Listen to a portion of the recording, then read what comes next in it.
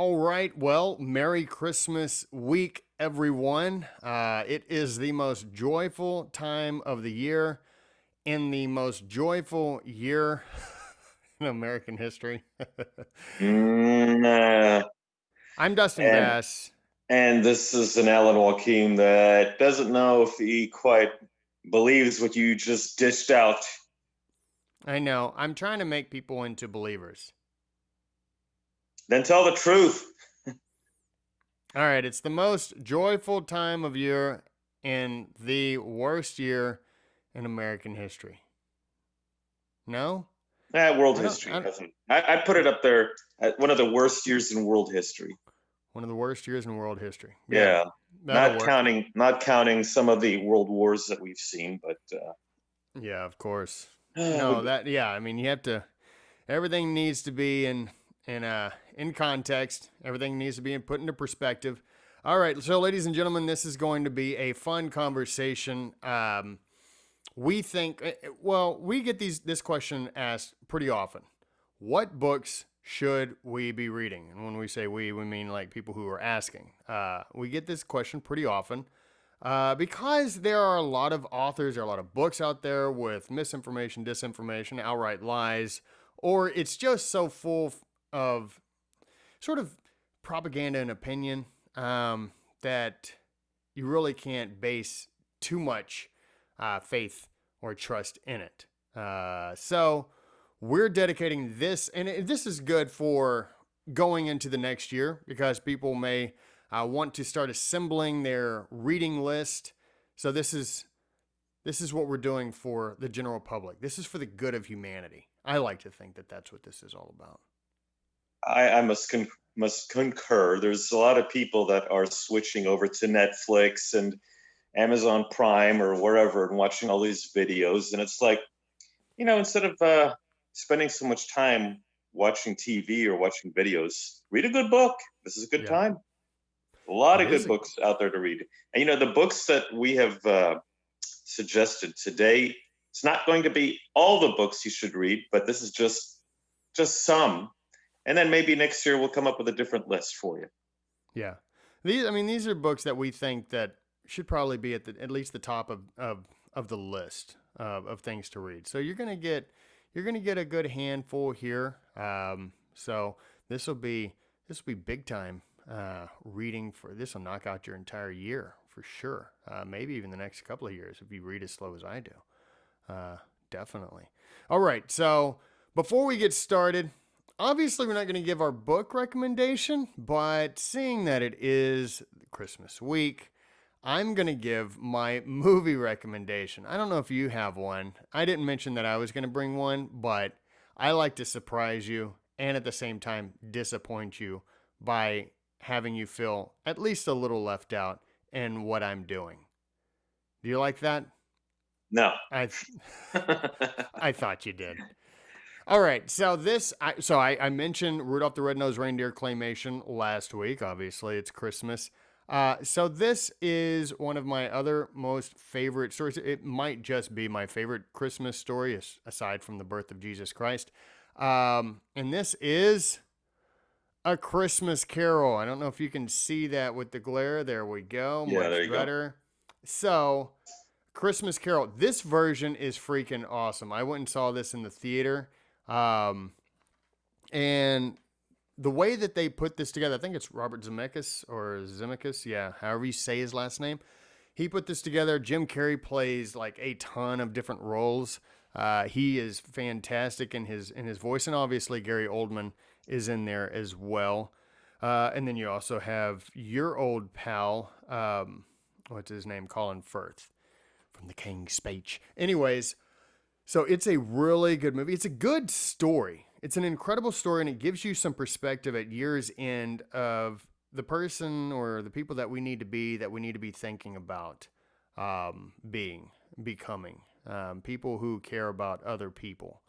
That is, regardless of different circumstances in life, differences of opinion. However, this is an incredibly powerful story. Now, I go every year to downtown where they play A Christmas Carol. They do the play. I am not going this year for obvious reasons with this COVID stuff. I don't think even they're not even doing. I don't even think they're even doing live shows. So I just am like, look, if I'm gonna have to do a virtual thing, I'm just gonna watch the movie. So I watch this just about every year as well, and it always just brings into perspective of what is most important. So if you haven't watched the Jim Carrey version of A Christmas Carol, check it out. I think you'll really, really enjoy it. Just the artistry and the story itself, and how they sort of bring it to life.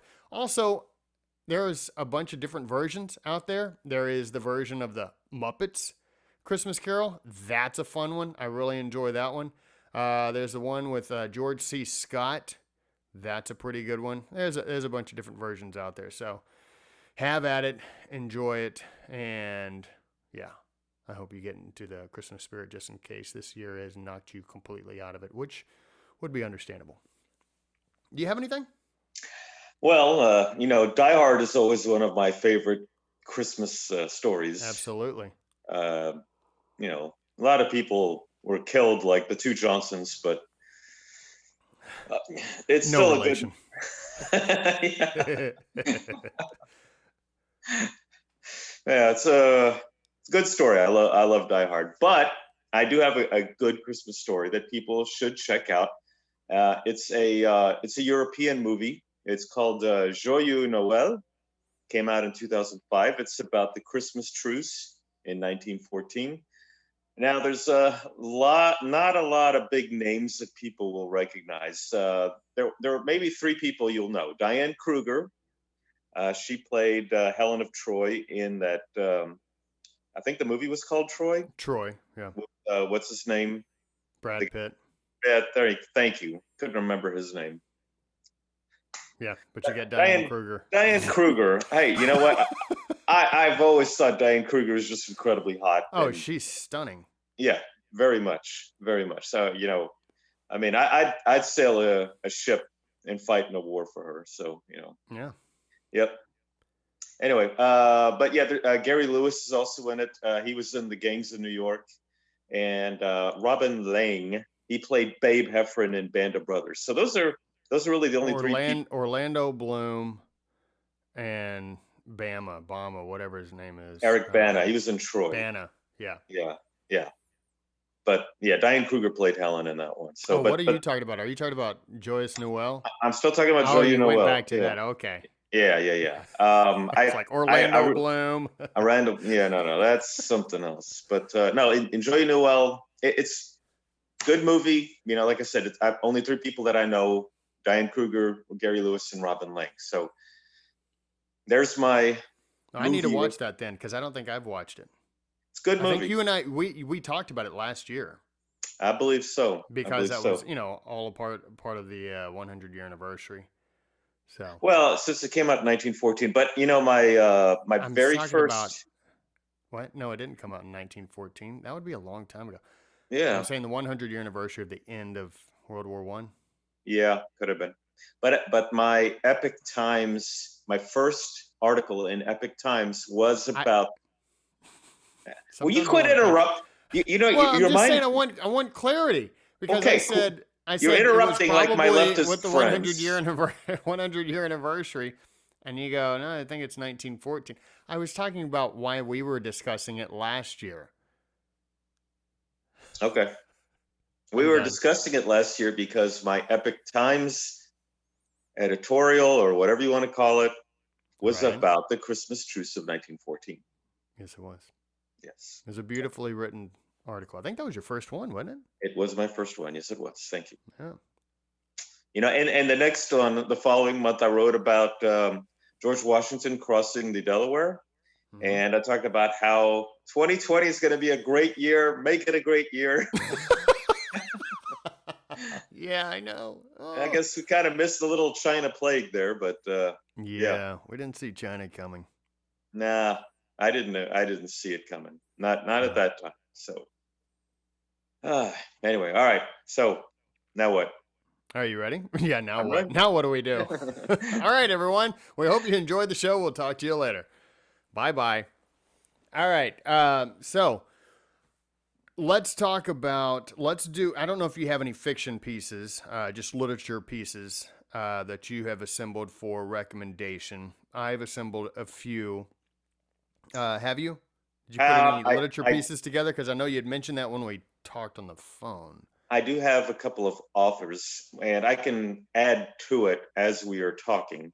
Um, I'm Sure. not Okay. a hey, listen.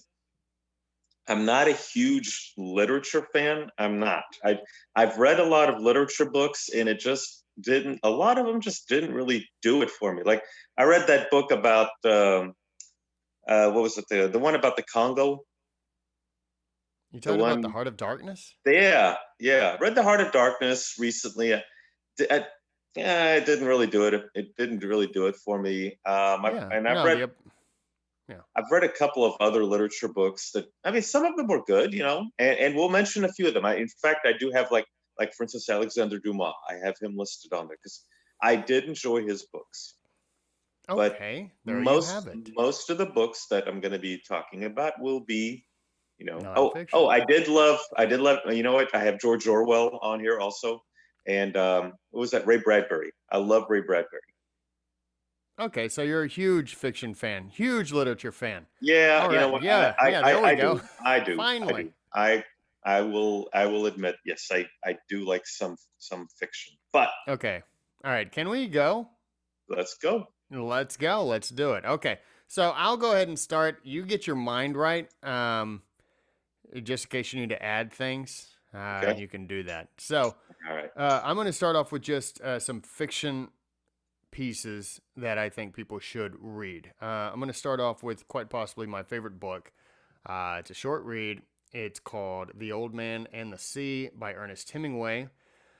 This story I read every decade. So in a couple of years, I'll probably be reading it again. I read it as a teenager, read it in my 20s, read it in my 30s.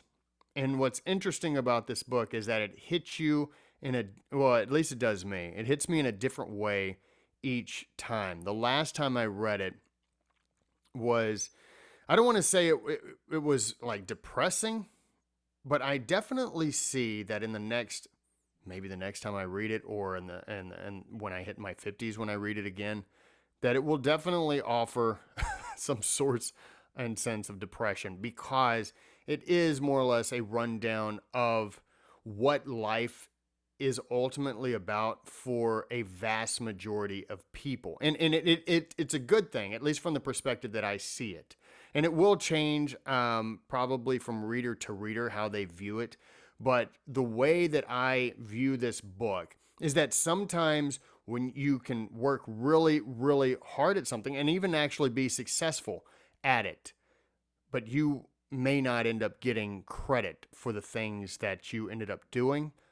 Maybe all that people will ever know about what you did in your life is the story that you end up telling about it. So that is one of the powerful things about this. But it is also powerful to me that it is about the story. It is your personal story. It is about taking chances. It's about taking risks. It's about being adventurous. And regardless if you have anything to show from it, that you do have the story that you can tell, either your children, your grandchildren, or just people in general. I think that's really powerful. And I think it also is a testament to the fact that young people need to spend more time with old or older people and get their stories, which is one of the things that you and I do every so often, which is great. All right, so my next fiction book is this one. It's Frankenstein by Mary Shelley. Have you ever read this book? I think I've asked you before. No, I I don't never think you did. have. Yeah. No. This book, obviously, it's a book that is sort of caught up in horror and Halloween and different things like that. And rightfully so. It's a monster. But I think it tells such a powerful story that there are times in our lives that we do wind up creating monsters in our lives that come back to haunt us or come back to destroy us, or destroy the things that we love. And it's a really good analogy for that. Now, whether Mary Shelley was actually purposefully writing it for that, I don't know. I think, however, that she was writing it from the perspective of man likes to play God. And this is more or less Dr. Victor Frankenstein takes on this. I want to create life. I want to create life from nothing, more or less. I mean, I'm going to take the dead things and I'm going to create a life out of it. And just so I can have this, bravado, or I can just say, look what I've done. And then all of a sudden you realize, oh crap, look what I have done. And you see over the course of centuries that man does this. They want to conquer, they want to rule, they want to play the role of God. And back in, in the ancient world, like people who were rulers, they were looked at as gods. And to an extent that's never changed from our psyche. It's like we want to reign, we want to rule, and you see it now. Even so much that people are going so far as to, well, we can make the human race better. We can make it smarter. We can make it stronger. We can, manipulate, the genetics and different things like that. So we're back in this, and Mary Shelley does a really good job of sort of putting out this warning of doing something like that. So both of these books are really short. This one is not so short. So that is actually, they're pretty short. It's William Shakespeare's works, right? If you've not experienced William Shakespeare, it's the sort of the basis of American literature, Western civilization literature, and the tragedies, the comedies, the tragedies, the tragicomedies. There's so like a lot of what you will see in modern day literature is based on the type of stories written in Shakespeare's plays. Couple of recommendations: if you've never read Hamlet, I encourage you to read Hamlet. I encourage you to read Macbeth. Like those are two that definitely are worth reading. Obviously, you have Julius Caesar, and so you have Romeo and Juliet. But I'm not that big of a fan of Romeo and Juliet. But that's one of the more famous ones. But I think those three, you have to experience Shakespeare. I think it's good that kids experience it at a young age, although to an extent they may not appreciate it. But I think that's sort of when the appreciation starts. So those are my literature recommendations. So I'll let you move to yours. Okay. You want the literature ones, or just go through my little list for what?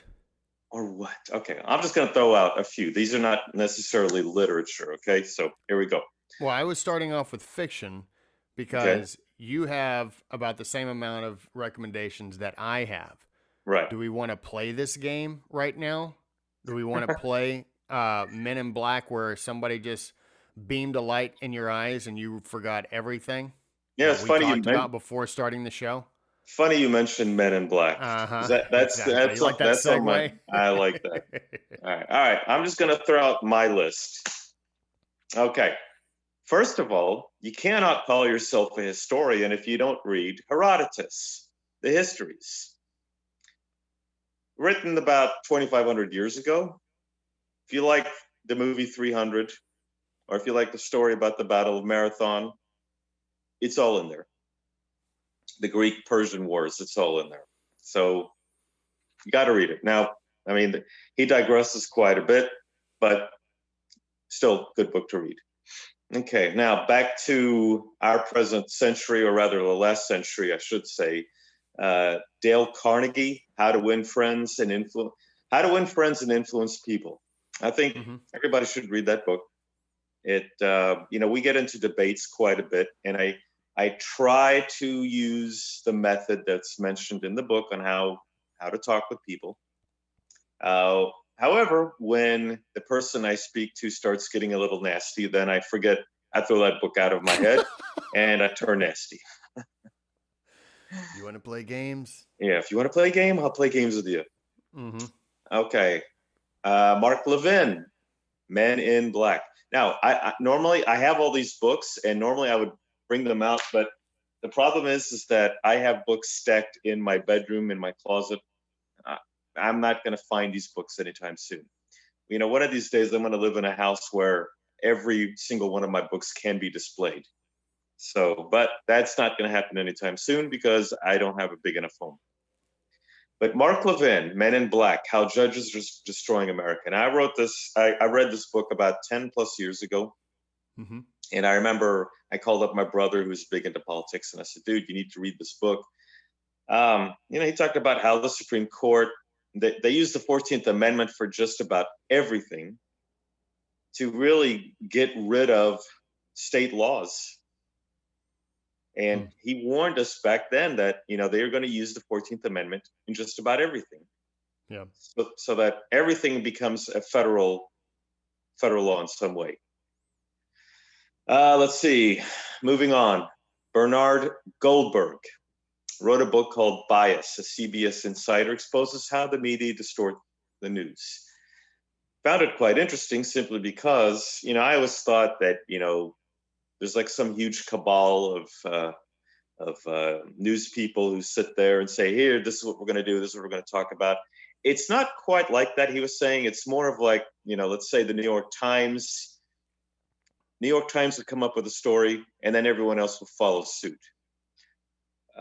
They look at things in a certain way. They are literally in a echo chamber. Mm-hmm. A lot of the media guys who say live in New York and who live in Washington. And they're going to present news the way they see things. And they don't realize is that there is another viewpoint. They think, who else, why would someone think differently than me? Yeah. So that's the gist of his book in that, there's not some big cabal where all the different news people are sitting together in a smoke-filled room. It's more of like, they all think the same. They're all going to present the news the same. And if they see the New York Times presenting the news, they're going to go with it and they're going to present it also. Yeah. And I'm going to do one more. I'll stop here. What's the name of that book again? Bias, BIAS. Okay. It's by Bernard Goldberg. He used to be a CBS reporter. It's called Bias. A CBS insider exposes how the media distort the news. Okay. Now, the last one that I want to mention before I let you carry on. Carry on. We interviewed her recently, Yes. Dr. Mary Grabar, Debunking Howard Zinn. This is probably going to be one of the most important books to read right now. Yeah. There's a movement going on in this country, and that movement is to destroy the fabric of Western civilization, destroy our history, destroy everything that is American. Howard Zinn was one of the leading proponents of this new movement. A lot of people have swallowed up his BS. Right. Read the book. You must read the book. If you don't understand just how big this has been. A big example is what has happened to Christopher Columbus. Prior to 1992, Christopher Columbus, hey, everybody loved Christopher Columbus. Since 1992, and I remember when they were trying to have a 500th anniversary for his discovery of America, they were going to have a parade, San Francisco. I lived in San Francisco in 1992. President George H.W. Bush was supposed to be there to commemorate the 500th anniversary. But by then, Howard Zinn had done the damage and the whole thing ended up being scrapped. And now, good luck finding a statue of him that hasn't been demolished in some way. I know that there are. I mean, I'm using a little bit of hyperbole, but even Columbus, Ohio, I heard is thinking about changing its name or something. Yeah. So, yeah, okay. I saw. You know how you get like recommendations on YouTube? Well, No. I Yes. I thought you were talking about books. Yeah, YouTube's like, hey, Alan, I got a book. Put these videos to rest. Yeah. Go read a book. Go Get read a off our book. platform. We've had enough of you. You've broken the quota. No, so I gave a recommendation, and it was Howard Zinn speaking at Google. like 12 years ago. And I'm like, oh, of course. Yeah. Yeah. The train wreck Google has become. Maybe it was obviously part of the plan all along. But I think this is a good segue into my next book recommendation. This is a quote, very powerful quote. This book I just highlighted the crap out of. But this quote says, "The theory of a complete change of standards in human history does not merely deprive us of the pleasure of honoring our fathers. It deprives us of even of the more modern and aristocratic pleasure of despising them." And I think Howard Zinn and those who have followed after his ilk, him and his ilk, have done just this. They have changed the standards in human history. And then at the same time made up stuff, to where you can't honor them or, well, as he says, despise them. But I think that's not really, like, it's hard to even honor our founding fathers in public anymore, because you get people coming from under the rocks who say, oh yeah, and it's based off of another, like, just a, what would you say that? Just a, not misinformed, it's a revisionist history. All right. Yeah. So this book is called Orthodoxy by Gk Chesterton. Ladies and gentlemen, if you've never read any of Gk Chesterton's stuff, it is a must. Truly, it is a must. I'm going to read a couple of them. And this is just like in 2 pages. It says you cannot, and this is something that is in society now, where we question everything. And it's the whole critical race theory, the whole critical theory, the critical legal studies, like we talked about last week. Mm-hmm. This goes right into it. He said, you cannot call up any wilder vision than a city in which men ask themselves if they have any selves. You cannot fancy a more skeptical world than that in which men doubt if there is a world. And he says, it is weary. He said, free thought has exhausted its own freedom. It is weary of its own success. And I'm like, yeah, that is part of the problem, where we just, freedom is great, but to the point where you just, everything that is in existence must be questioned. And he finishes with this. He says, we have no more questions left to ask. We have looked for questions in the darkest corners and on the wildest peaks. We have found all the questions that can be found. It is time we gave up looking for questions and began looking for answers. And that is, I think, one of the primary problems, let's just say, in America, that we are constantly looking for questions. We don't want answers. We don't want the truth. We just want to seem like we're really smart. And it sort of goes back to what Socrates had to deal with in his day, which is the sophist, who only wanted to manipulate everything. You said something that was true, and they would counter with something that was just a question. They just would question it. They had no answers, and yet that person and the people and their crew would always be like, yeah. And you see that happening nowadays, to where people want to just sound smart, but they don't really care about providing any answers.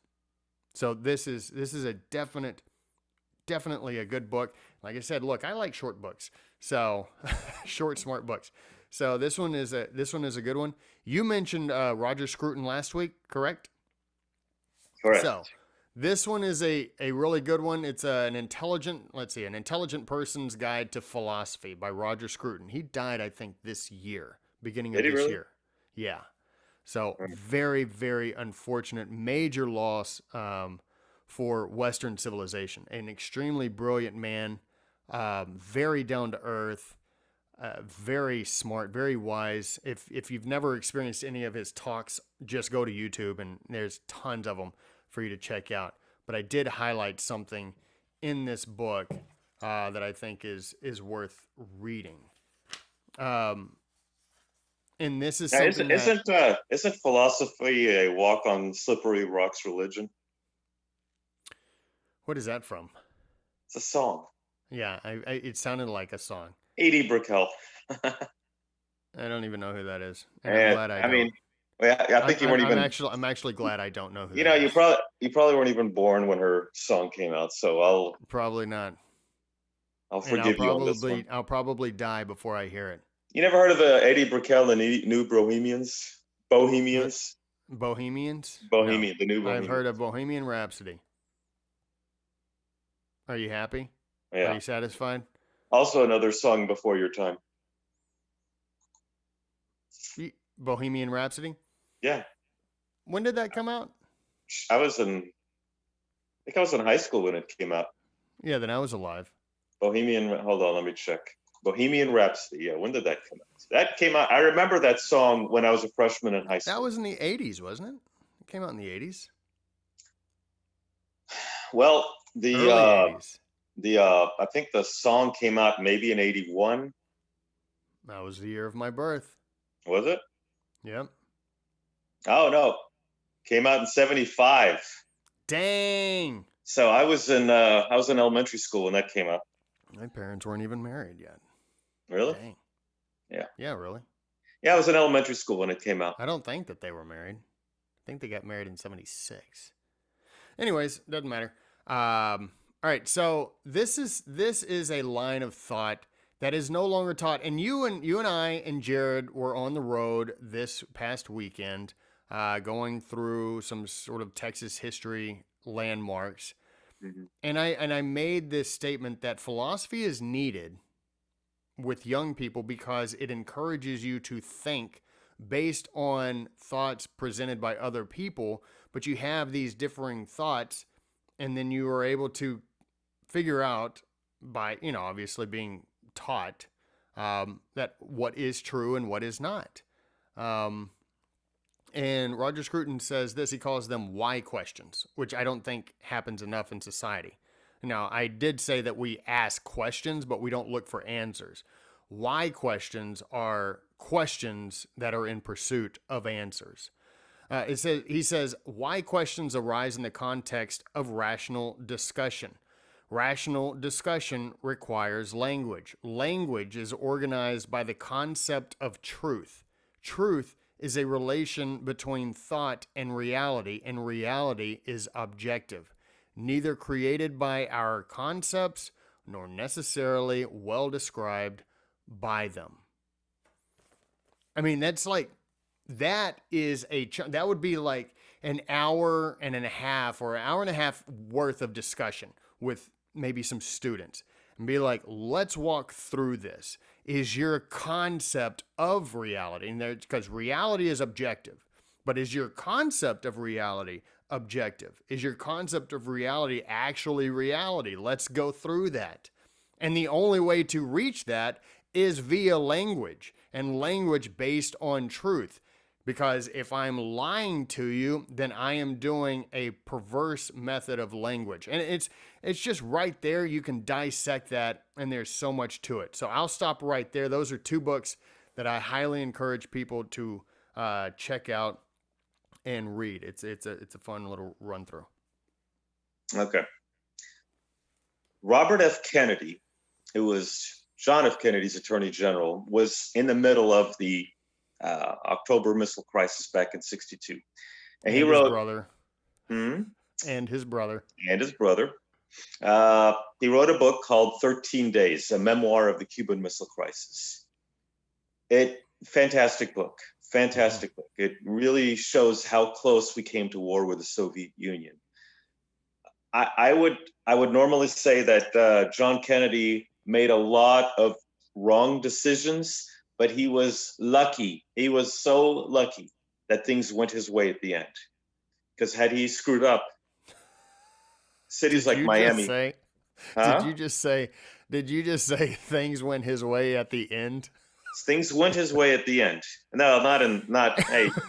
There we go. I'm talking about the 13 days, not his whole presidency.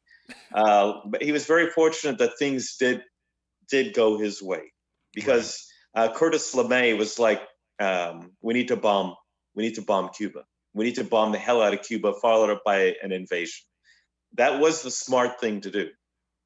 But, Kennedy fortunately didn't allow it to happen, and we ended up not going to war with the Soviet Union. I remember my mom telling me that her father, who very much followed politics at the time, this was in Lebanon, they all thought that the world was about to encounter another world war. Everybody in the world was scared. At least that's what she told me that he said. So, okay, that's what she said. That's what she said. Speaking of the Middle East, Michael Oren wrote a book called 6 Days of War. And it was June 1967, and the making of the modern Middle East.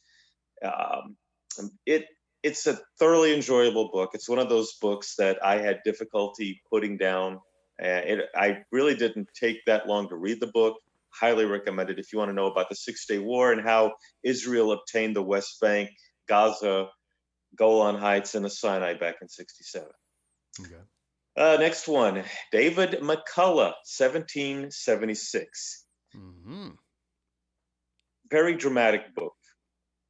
It tells you how close we came to losing the Revolutionary War. Mm-hmm. The whole book it's another one of those books that I just had trouble putting down. Highly recommend it. I cannot recommend it enough. Yeah. The next two books, I'm going to say you need to read them together. Reason why is because it talks about how the First World War started and how alliances can just pull you down. Yeah. The two books one is by Barbara Tuchman called The Guns of August. Mm-hmm. And the other one is called it's by David Fromkin. It's called Europe's Last Summer. Who started the Great War in 1914? I was able to find that book, which I have right here, Europe's Last Summer by David Fromkin. It talks extensively about all the diplomatic maneuvering that took place to try to find a diplomatic solution of what had happened in Sarajevo. Yeah. The forces who were behind it. Now, the Barbara Tuchman book, The Guns of August, that does mention what went on behind the scenes diplomatically, but it also talks about the war itself and the invasion of Germany. I'm sorry, the German invasion of Russia and France and Belgium, and what went on and how close Germany came to defeating the French. They could have captured Paris, but there was a maneuver made. It ended up in the Battle of the Marne, First Battle of the Marne. Anyway, but read those two books, and then you'll get a pretty good idea of how alliances can pull people down. And didn't you say, because I remember you saying this a while back, didn't JFK read The Guns of August, and that helped with the missile crisis? That is correct. I'm glad you said that. That is absolutely correct. JFK, and that's even mentioned in the 13 Days by Robert Kennedy, is that John Kennedy read the book. You know how we always say, if you don't know your history, you're bound to repeat it. Well, we had alliances in 1962, the Warsaw Pact, and we had NATO. And had the Soviet Union and had the United States gone to war, it would have dragged the whole world down. Mm-hmm.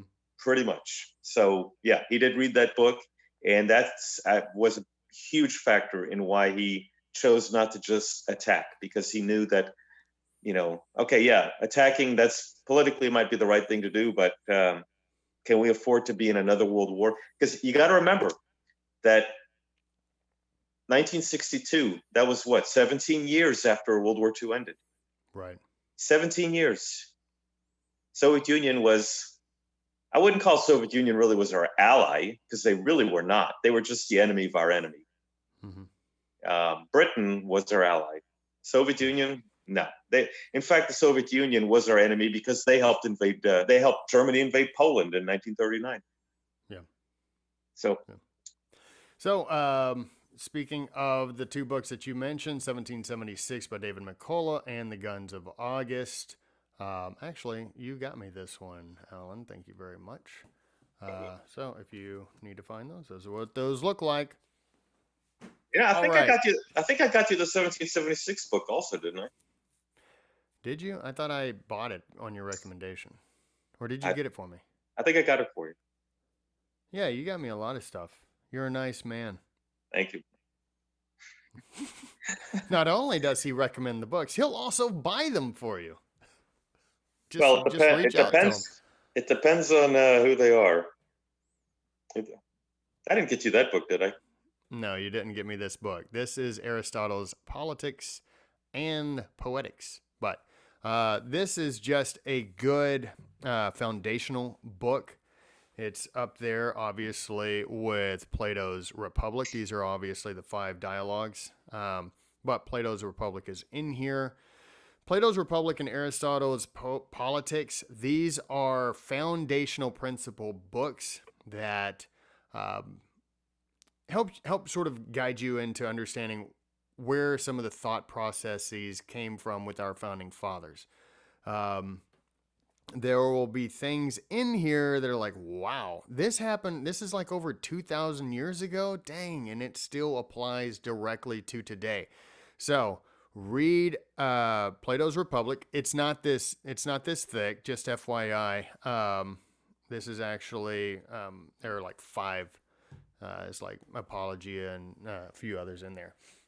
So yeah, check those out. Those are always good foundational books. Here's another one that is very old, The Art of War by Sun Tzu. If you've never read that book, that is a very powerful book. And it also helps you in sort of the realm of planning and warfare, because to an extent, everything that we do in life is a bit of, sort of requires military strategy. This is a great book for planning your life, whether you're starting a business, whether you're going into sports, whether you're going into, let's say, into law or anything like that. They're good, especially if you're going into the military. If you're going in the military, this is a must read. So check that out. And it's one of those things where you sort of practice and memorize the principles of the book. I was going to mention that Aristotle had a huge influence both in the Islamic and the Christian philosophers during the Middle Ages. Like St. Thomas Aquinas, very, very much influenced by Aristotle. Yeah. And didn't the Islamic, didn't they like restore a lot or protect a lot of Aristotle's works? Yes, they did. Yeah.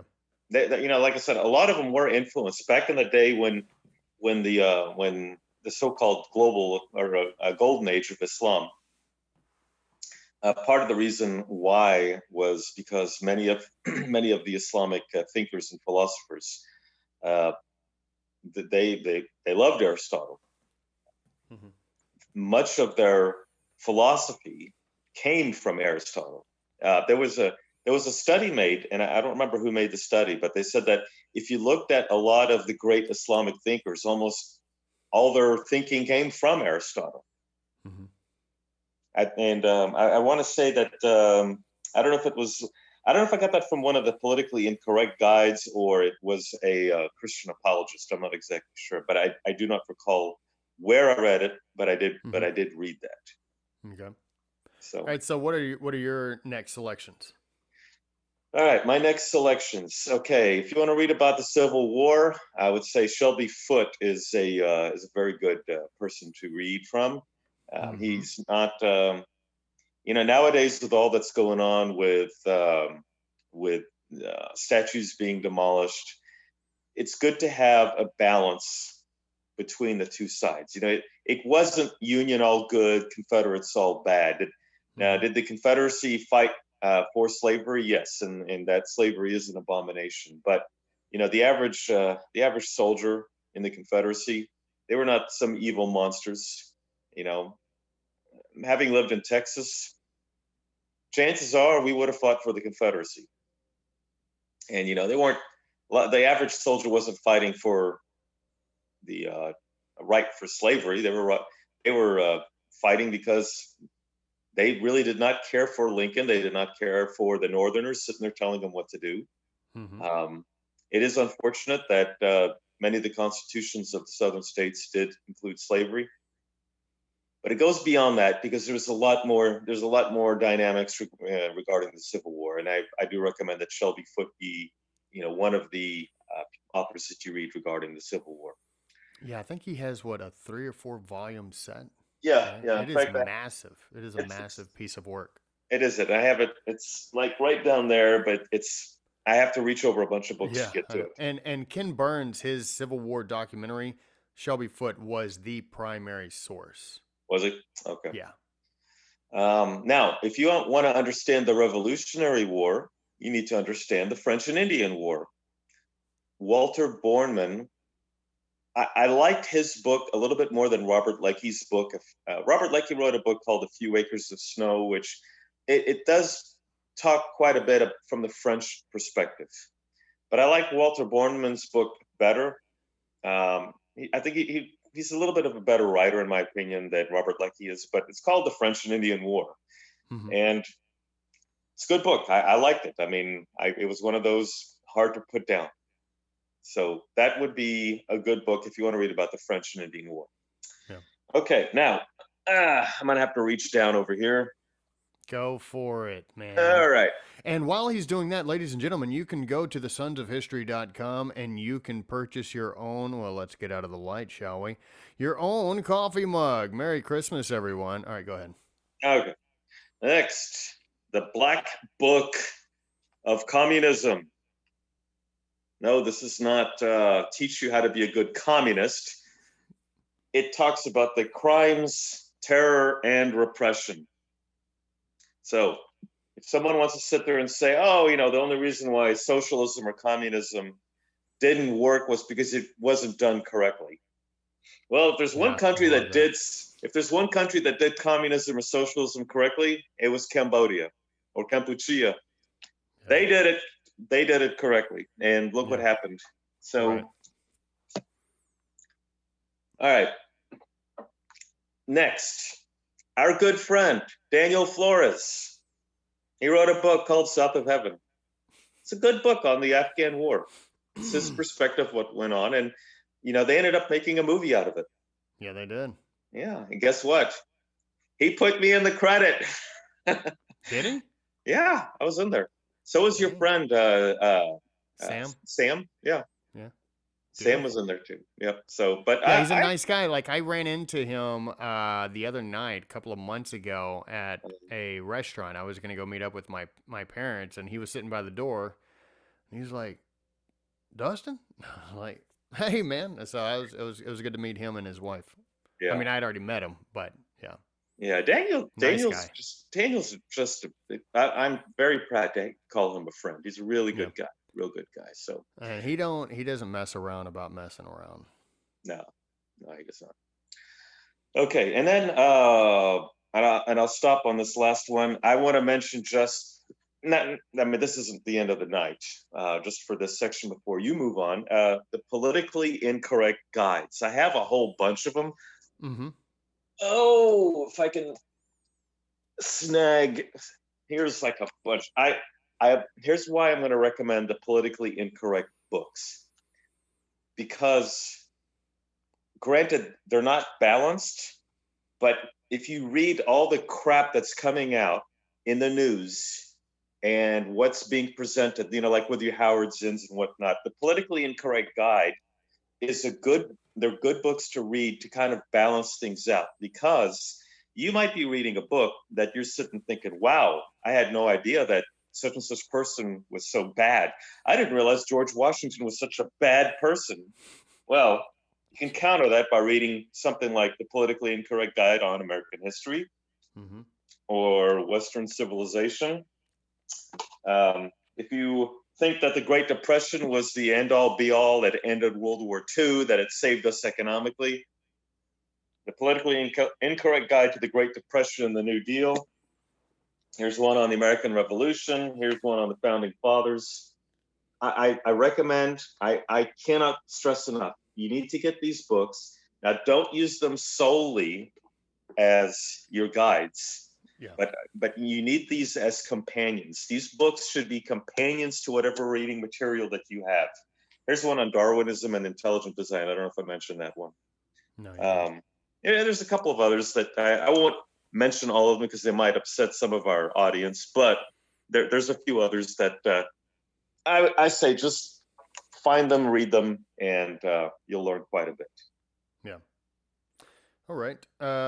Okay, so my next selection is, so this is a collection of C.S. Lewis's works, but I added this one, which there are so many good ones. The Abolition of Man is one that is a quick read, but I think it's extremely important in regard to education as we see it today. It's far past what C.S. Lewis was warning us about. He was warning the British about what was going on in the public schools, the common schools there. Well, ladies and gentlemen, we are freaking far past what his warning was, and the psychological damage is being done in so many subtle ways and then overt ways. It's insane. Ladies and gentlemen, if you are parents of children, look, I've got friends who are public school teachers, and they are very good people. But until the public school system stops attempting with all its might to destroy the future generations of this country, I just have to say, get your kids out of public schools. And I'm gonna leave it at that. But I just jumped on the Abolition of Man, and that's not even the one I wanted to talk about. Mere Christianity. Mere Christianity is, if you're a Christian or if you're not a Christian, this is a book that is worth reading, because if you're a Christian, you may think to yourself, well, I have friends or family members or people who don't believe the way that I do, and they have so many questions that I can't answer. Read Mere Christianity. If you are not a believer and you're like, I think Christianity is just sort of, it's just like every other religion. It's a God of the gaps, like whatever you can't explain, you blame God for, or you put God in there and like, oh, that's why it's there. Or you think, look, I think Christianity is just dumb and nonsensical. I highly encourage you to read Mere Christianity. It is an incredibly intelligent breakdown of Christianity. And it is, as it's interesting that I guess over time, people have tried to say that it's not a thinking person's religion, or religion in general is not a thinking person's religion. Well, if you read the Bible in its entirety, or if you just break it down, the words of Solomon and David, you break down the law in, I think it's Leviticus, correct? And then you also have the words of Jesus, and then you also have Paul. To go secular within it, it was Sigmund Freud who said that the Apostle Paul is one of the, in the list of most brilliant people to ever live. So you have to understand that this is a thinking person's religion. So Mere Christianity is a quick introduction to the breakdown of that. So I highly encourage you to read that C.S. Lewis book. It's not just Lion, Witch, and the Wardrobe. So he's done so many great things. All right, my next one is another relatively philosophical, if you want to call it that, but this is called The Will to Power by Friedrich Nietzsche. If you, bless you. Thank you. Trying to hold that one. I popped my ears. Great. Yeah, I was going to say, man, I'm surprised your head didn't explode. If you want to get a better understanding of nihilism, the critical theory coming to fruition, read this book, The Will to Power. This was Friedrich Nietzsche's, more or less, I think it's his final work, and it's based on all the stuff that he was putting together, because he was planning to put together his what do they call it? The Magnus Opus, right? His big one. Like, this was going to be it. And it is brilliant, and it is scary at the same time. And I think it was Adolf Hitler who actually hit Friedrich Nietzsche's sister was giving Adolf Hitler his notes after he had passed, and so it really inspired Adolf Hitler. Well, that's why you need to read this book, because the ideas here are being used today by modern, politicians, philosophers, academia. You hear it a lot, and we need to be very aware of that, because that the end of that road, well, we already saw it once. So highly encourage that read. All right, what you got? And I've got my last batch after you. Okay. Yeah, still have a few more. Now I'm going to go what I'm going to be calling the authors. I'm going to recommend authors. Now, our good friend, Dr. Joe Wolverton, he's written a couple of books. What Degree of Madness? And you can read it. It says The Founder's Recipe. Get him, read him.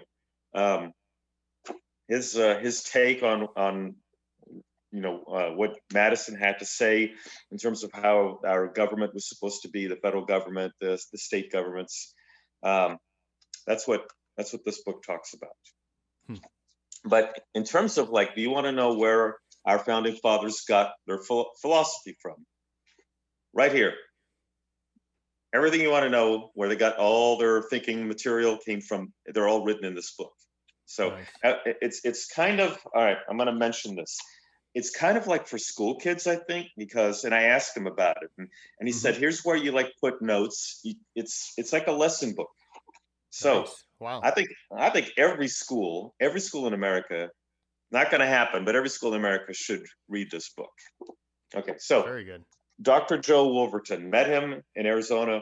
Fantastic guy, brilliant. We had him on the show a few times. He's a good friend of the show. Yes, he is. Okay, now economics. Now the next one. This guy influenced people like Milton Friedman and Thomas Sowell. Friedrich Hayek. Friedrich Hayek. Now, this was The Road to Serfdom. Was a very, very, very influential book. He and that Keynes guy, they used to butt heads. Yeah, Maynard quite a Keynes. Bit. They met each other during the war, but the World War II. But yeah, Road to Serfdom, and then this one called The Constitution of Liberty. Margaret Thatcher was heavily influenced by this book. Awesome. So if you're going to get into a discussion about economics, Friedrich Hayek. All right, where am I at next? Okay, now I mentioned Thomas Sowell. I have 4 books of his. I couldn't find the 4th one, but economic facts and fallacies. Thomas Sowell, he's still alive, thank God. I keep thinking about Walter Williams. Yeah, Walter Williams just passed away a couple of weeks ago. Yeah. Yeah, but Thomas Sowell is still alive. Okay, this one is called Black Rednecks and White Liberals, and that's so funny. Intellectuals and Society. Intellectuals and Society. Yeah. Anything by Thomas Sowell? I have that one. Yeah. Do you have that one? Yeah. Okay. Anything by Thomas Sowell, you can't go wrong. No, you can't. No, you can't. Okay, now.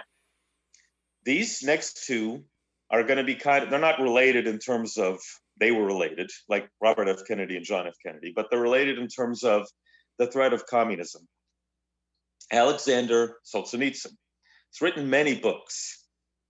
Gulag Archipelago, One Day in the Life of Ivan Denisovich. Now, Alexander Solzhenitsyn wrote something critical about Joseph Stalin, and he ended up being in a gulag. So that's the One Day in the Life of Ivan Denisovich really is about him.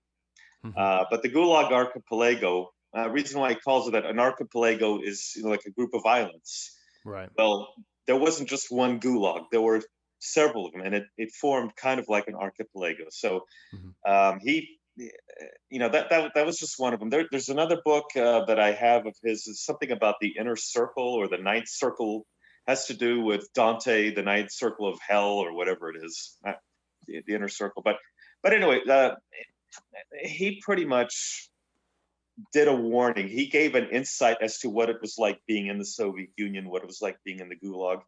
Yeah. You need to listen to it because, the communists, they didn't grow up to be evil, but they did evil things. Yeah. And okay, next would be, and for this section, next would be George Orwell, 1984 and Animal Farm. He's written several other books. Now, 1984 is a bit of a preachy book, but you need to read it. Yeah. Just bite the bullet and read it. Read the whole book. Now, Animal Farm, that's a far more enjoyable book. Now, you said that there was a book that you read, what, every few years, every 10 years or something like that? Yeah. Okay, every decade I read Animal Farm. Every decade. Okay. I've been doing that since the 80s. It's a well-written book, and it's a warning. It is a warning. Right. How things can gradually turn, and you don't even know it. Yeah. And you lose your liberty. Equality. Just some are more equal than others, right? Some are more. That's right. Some are more equal than others. So, okay. So that's. I'll stop there. Let you. Are you done, or do you have more books? Or I've got 5 more books. 5 more books. Okay. I'll do 3, Mm-hmm. and then you will go, and then I'll do my last 2. Shall we? Sounds good. Okay. All right. Well, so my let's see. I'm gonna leave these 2 for the last here. Yeah. All right. So, my old friend George Washington. So this is a great 1-volume set on the life of George Washington. Won the Pulitzer. It really is a beautifully written book on George Washington. If you are the type that, was like me when I graduated high school and even college, it's like you don't, for such an incredible, I mean, there really are, and because you've said it before, and it really is hyperbolic, but it's at the same time, it's not hyperbolic. That George Washington, other than Jesus Christ, George Washington is the greatest man to ever live. I remember you said that, I think, like a year ago. Yeah. And honestly, like, it's hard to figure out, okay, is Alan correct or is he incorrect? Because this man was such an incredible individual. He was such an honorable person. And just the stories of his personal life, and then going into the military, and then going into politics, is just sort of mind-blowing that he was the type of person that he was. And I think one of the great moments, one of my favorite moments is how he dealt with the Conway Cabal, but one of the great moments in world history is sort of breaking, I guess you would say breaking the mold, which was, he was the conquering general, the conquering hero. And he did not march on New York or Philadelphia. He did not march on and say, all right, the general is now the king. Yeah, he did march on New York, but he didn't do the old Veni Vidi Vici and say, okay, I'm in charge now. Right. He handed in his scepter, more or less. Yeah. He said, all right, I am going home. I'm going to my farm. And then he went home. And the thing is like, there were people, and I think even Alexander Hamilton were like, he's going to be our leader. He's going to be the guy. And he's like, no, I'm not. I've done my duty and I'm done. And he didn't come back until he was convinced to come back. Yeah. And persuaded that, look, the only way that this is going to work, we've put together now the Articles of Confederation and then the Constitution. The only way that this is going to work is if we have someone that everybody trusts to start this thing up. And it has to be you. And he won, obviously, unanimously. That to have the utmost respect amongst such great men and women during that era. I mean, we're talking the founding fathers. We're talking Madison, Jefferson, Hamilton, Franklin, talking just, all these incredible individuals who are just, they could have been the president, John Adams, second president, first vice president. So you had all these people and they're like, no, this is the guy that we have to have. Yeah. And this book Ron Chernow just did or Chernow, however you say his name, did a fantastic job with this. So I highly encourage you to read this one. Now, I was going to mention real quick. We mentioned like the movie Gladiator. There's a scene where he's talking to the sister of Commodus and to one of the senators, and the senators objected to Maximus marching an army into Rome. And he's like, well, what are you going to do once you conquer Rome? Are you just going to, go home and hand in the reins? And he's like, yeah, I'm just going to go home. I'll leave the army to you. And what you do to Rome, take it from there. I'm done. And that is what Washington did twice. In fact, most conquering generals, once they win, they take over the country. He quit when he conquered Britain, and then he quit after 2 terms. He served 2 terms. He could have served a third. He's like, you know what? No, it's time to hand the reins off to somebody else. He didn't even want to serve the second term. Yeah, no, he didn't. And it served as an example to all the other presidents after that 2 term. I mean, it wasn't even a constitutional amendment. Right. That you serve 2 terms and that's it. It was, hey, Washington did it and you're going to do it too. You're going to serve 2 terms and that's it. And, the first person who tried to break it was Theodore Roosevelt when he ran a 3rd term. And he was not successful because Woodrow Wilson won. But the person who did break the mold was Franklin Roosevelt. Yeah, Franklin Roosevelt, who did run a 3rd term against Wendell Willkie in 1940. And he did win. And then he ran again 4 years later. I think it was against Thomas Dewey, and he won. There you have it. So another book that I highly recommend, and I think I've recommended this over time, is a compilation put together by Barnes & Noble. It is the Constitution, it's the Founding Father documents, it is Declaration of Independence, the Federalist Papers, Thomas Paine's works. This is a great compilation. It's a beautiful book, too, by the way.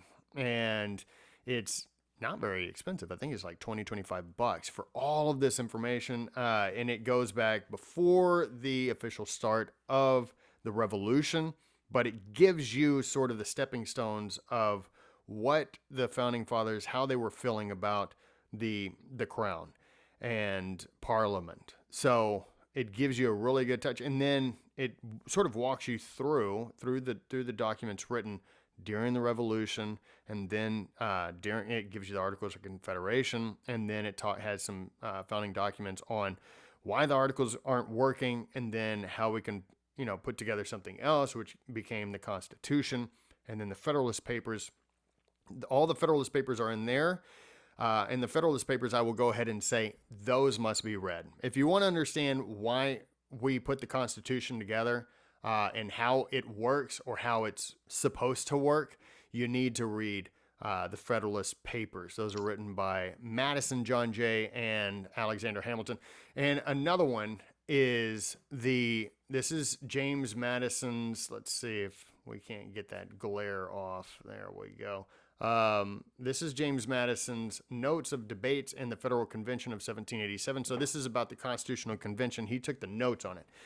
This is a great read because it gives you the detailed thoughts of all who were the delegates during the Constitutional Convention and what they were trying to get accomplished for this Constitution. And they give you just their thoughts on why they think certain things won't work or certain things will work. And as you read them, you'll realize, man, that's really not going to work. And then you realize, oh, well, it's all hindsight because you know what was passed, and then you see somebody else bring something else up. But there are some times you're like, that's actually not a bad argument, although it wasn't accepted. So it's really, so these are some really great reads here. And I have two more, but I'll let you go forth, sir. Okay. I'll try to be quick on mine. Okay. Now, this is just one of many. Our good friend, Dr. Stephen Hardin. Mm-hmm. If you want to read about the Texas Revolution, which is also a very interesting episode in American history, he wrote this book, Texian Iliad, which is the military history of the Texas Revolution from 1835 to 36. He's also written several books. He wrote a book on the Battle of the Alamo itself.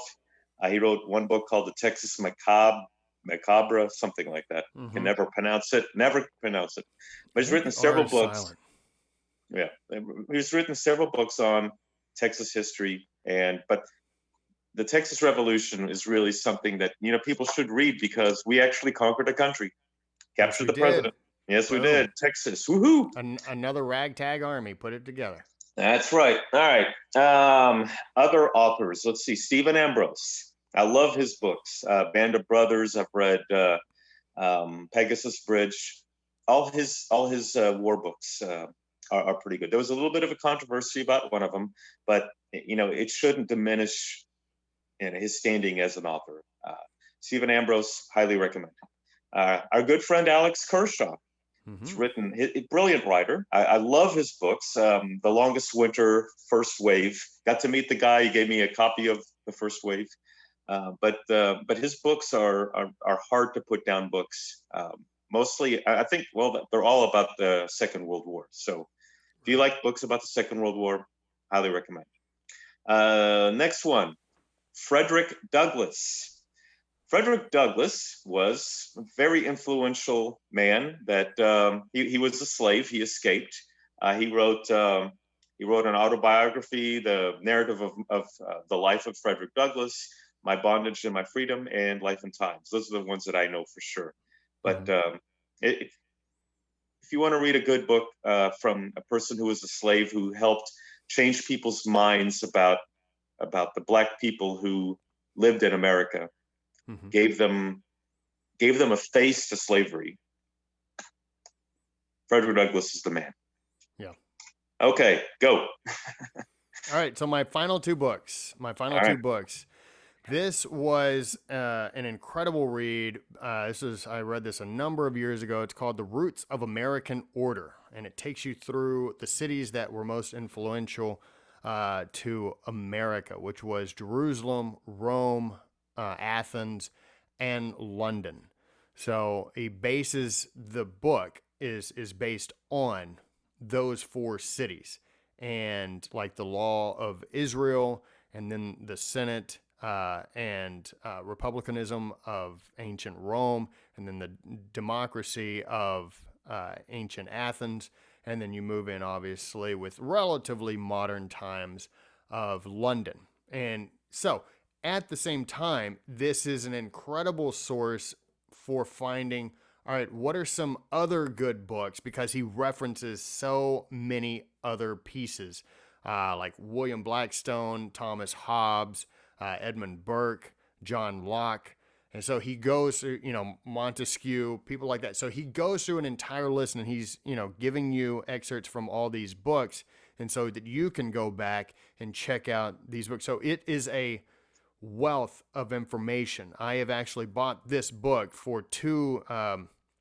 One was a kid that he is now at UT, and I forget what he is going into. I think it's business, but I think he's wanting to also go into politics.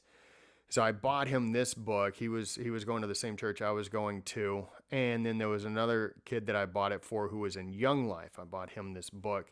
I was like, you need to read this book, give you a really good understanding of how America was formed, the thoughts that it's sort of like a bit of a founder's recipe type of feel to it, if you will, sort of the same type of function. All right, and my final book is probably obvious. It is the Bible. If you've never read the Bible, I can't encourage you enough to read it. I know that there are a lot of people who will say, "Oh, I don't believe in the Bible." Like, well, have you read it? Like, no, or yes, I read it all the way through once. And it's one of those things. Is like, do you really think that you can take what I believe is the Word of God?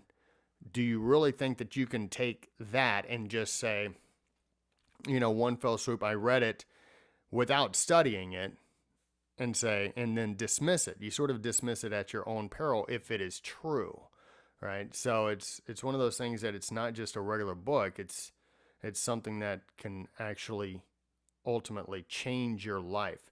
There's so many great pieces in there. Some people ask me sometimes, like, what's your favorite book in the Bible?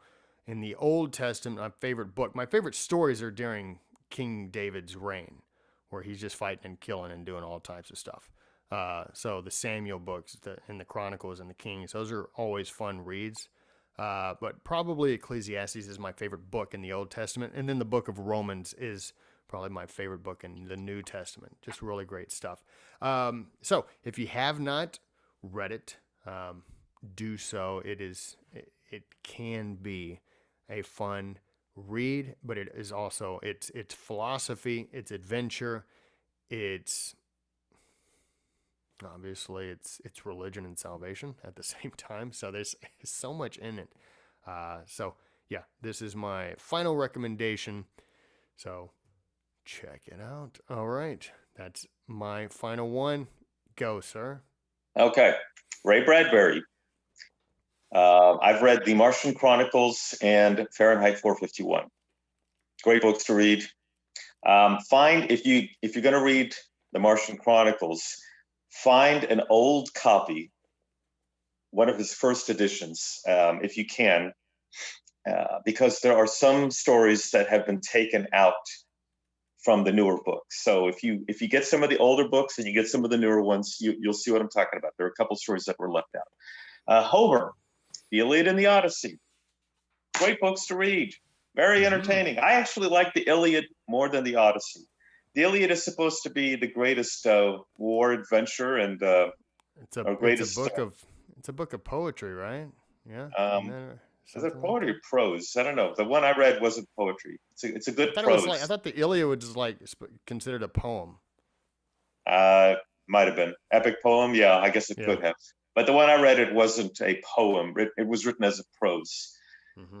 But yeah, the Iliad takes place in the last year of the 10-year war in Troy, the Trojan War, and then the Odyssey is the journey home. It's about Odysseus and what happened to him. Alexander Dumas. I enjoyed his books, The Count of Monte Cristo, and he also had not just the Three Musketeers, but the D'Artagnan series. I think it was a series of 5 books. Three Musketeers, 20 years after, you had The Man in the Iron Mask, and then there were 2 others that were in between 20 years after and The Man in the Iron Mask. One of them was named after the sun. I don't even remember what the other 2 were called, but Athos had a son, so it was named after him.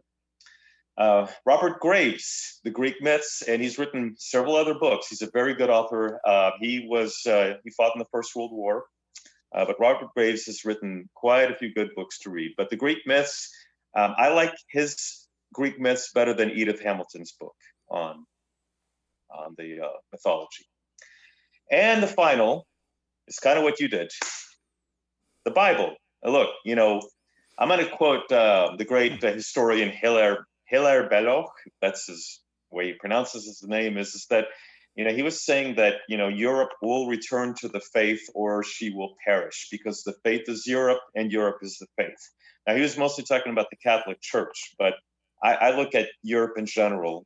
that Europe was built on the Bible and the Bible was built on Europe. That's, but if you happen to know, if you can read Greek and Latin, hey, this is the book that Erasmus was the guy who wrote from when Constantinople fell. A lot of the Greek scholars left Constantinople and moved to Western Europe. And they brought with them the Greek language and they brought with them the Greek Bible. And when the Western scholars started reading the Greek Bible, they realized, the Vulgate, the Latin Vulgate Bible, not quite what the Greek Bible says. There were quite a bit of differences. And now this book, if you go through it, it has the Greek and the Latin side by side. Oh, okay. So he was able to translate the Greek to Latin, and that's when people were, starting to say, "Wait a minute, something's not right here," because this is not what our Latin Bible says. So now, if you happen to enjoy reading, holy crap, this thing is big. You're such a nut. I have the Codex Sinaiticus. This thing is 30 pounds. God, dog. This is the original Greek Bible right here. No, that's a first edition. That's a first edition. This is a facsimile copy of the Greek Bible. It's written in Koine Greek, so if you can read Koine Greek, then I recommend you get that book. Now you can read Greek, right? Yeah, I can read Greek, but I'm getting a cramp. Hold on, I got to put this book down because this thing is crushing my. Oh my Lord! Man, literally. That's 30 pounds. 30 pounds. I think I scratched one of my other books. But yeah, you know what? Europe, Western civilization. Western civilization and the Bible go hand in hand, along with Aristotle, along with the English system of the rights that came liberty. Yeah, the rights of what is it? The 12. When was that? 12. Common law. Like that? Yeah. Common law. I think it was common law of English liberty laws and all that stuff. So we've always stated that Western civilization went through Athens, Jerusalem, Rome, and London. And you got to kind of throw in Paris too, but a little bit. Yeah, a little bit of Paris. Erasmus, he was Dutch, my understanding. So, but mostly Rome, England, London, that type of thing. So There you have it. That is my selection. Well, I think we've given people more than enough to check out and read. Now, ladies and gentlemen, you can get some of these really old books for free. Like you can check it out on your possibly on your iPhone and like your books app, or you can go to the store and get these like super cheap because these are books that are very old. So sometimes they'll be selling them for like $5-6, or you can go to a used book store and grab some of these books. That's the thing is, or you can go on Google and they'll have like original like let's say like Cicero's Republic. You can actually read that on Google Books, and it's just a copied version of an original. It's an original book, but it's just scanned in, and so you can read that. So you can read all these great pieces of literature for free or for cheap, and learn so much. And a lot of these are not opinion like based pieces. I personally I do enjoy reading philosophy, so that's why a number of my books were sort of philosophical related. But yeah, you can, there's so much at our fingertips, and I will say this, and I think you agree with what I'm saying, and this is probably one of the main reasons why, well, maybe not one of the main reasons, but it's probably one of the reasons why you have so many books is because those that you have cannot be altered anymore. Correct.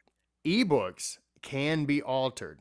They can be adjusted. And that's what is continuing to happen with Pearson, with Scholastic, with McGraw-Hill. These are the companies that put together these textbooks for kids to learn at school. And now they're going to try, I know Pearson is trying to turn everything strictly digital.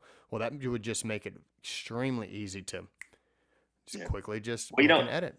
And in 1984, that's one of the things that's talked about, is that stories are changed in 1984 when you have a government. If you control information, which is what Google and Twitter and Facebook has been trying to do, when you can control and filter all the information, you can provide any type of narrative you want. And Orwell warned us about this back in 1948 or 49 when the book was released, that they went in there and they changed entries. They removed stories. They got rid of stories. Oceania has always been at war with Eurasia, or we've always been at peace with Eurasia. And I forgot what the other country was, but if they control the information, they control the narrative, they control everything, and you just follow along like good little sheeple. Yeah. So beware, beware. All right, ladies and gentlemen, well, that brings our show to an end. We hope that you enjoyed it, and we hope that we have given you plenty of sources to go buy or get at the library, however you want to do that. And as we always do, we like to end our discussions on a scripture. And this one comes from Hosea 4:6. And it says, "My people are destroyed for lack of knowledge. Because thou hast rejected knowledge, I will also reject thee," or you. So, I mean, that's just half of the scripture. It goes on to say that thou shalt be no priest to me, seeing thou hast forgotten the law of thy God. I will also forget your children.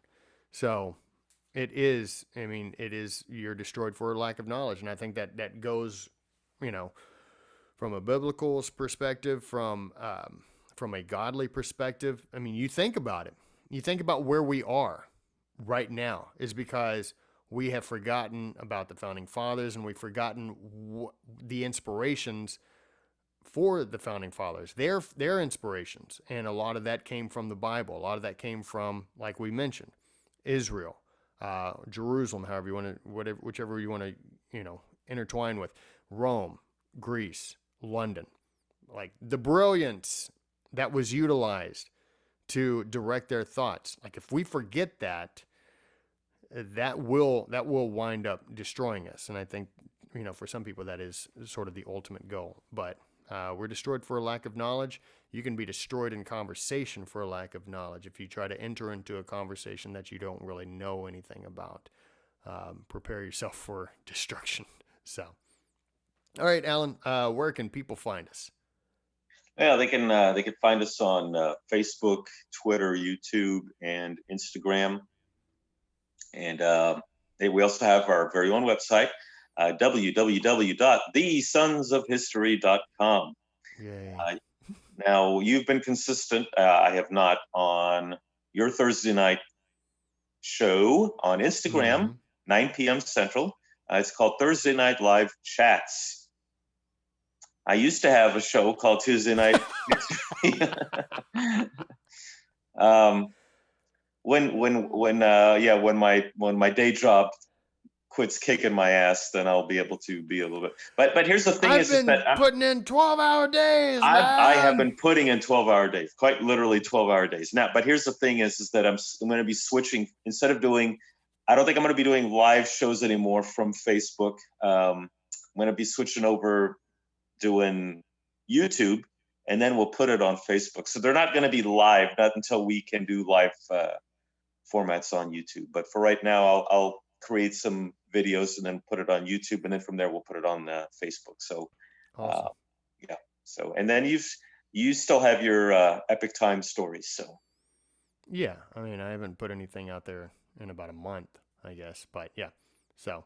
But we just did a tour. We just did a tour of the Texas Revolution, where many battles were fought. We have not released them yet. We have not released it, and we're going to have to get back on the road and cover a couple of more spots, and then we'll be complete. But yeah, we had a lot of fun.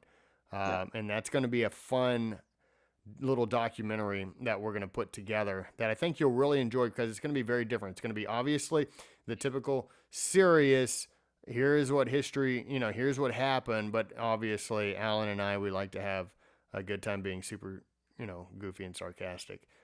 So it's a combo. Yeah. We did have an episode where our drone got stuck in a tree. That is, yeah. So that's going to be a funny video to come out.